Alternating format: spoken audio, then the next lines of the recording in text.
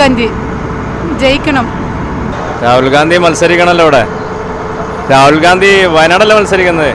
രാഹുൽ ഗാന്ധി 2 സീറ്റിന് മത്സരിച്ച് ഏറ്റവും കൂടുതൽ ഭൂരിപക്ഷം എവിടെ കിട്ടുന്നുണ്ടെങ്കിൽ പ്രധാനമന്ത്രി സ്ഥാനാർത്ഥിയല്ലേ.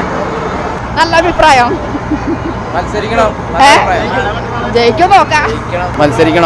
ജയിക്കണം.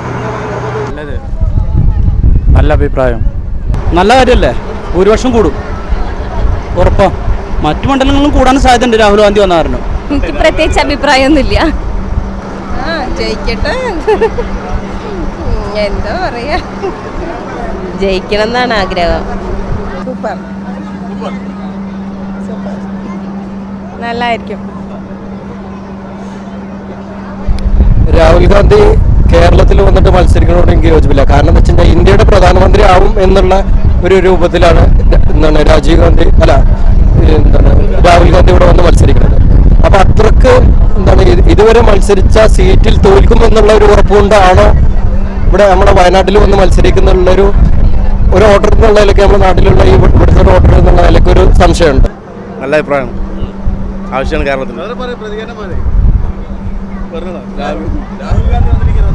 രാഹുൽ ഗാന്ധി അല്ല ആര് വന്നാലും ഇടതുപക്ഷത്തെ തോൽപ്പിക്കാൻ പറ്റില്ല. ഇടതുപക്ഷം ശക്തമായി നിൽക്കും. അങ്ങനെ തന്നെയാണ് പറഞ്ഞ ആ സംഭവം തന്നെയാണ്.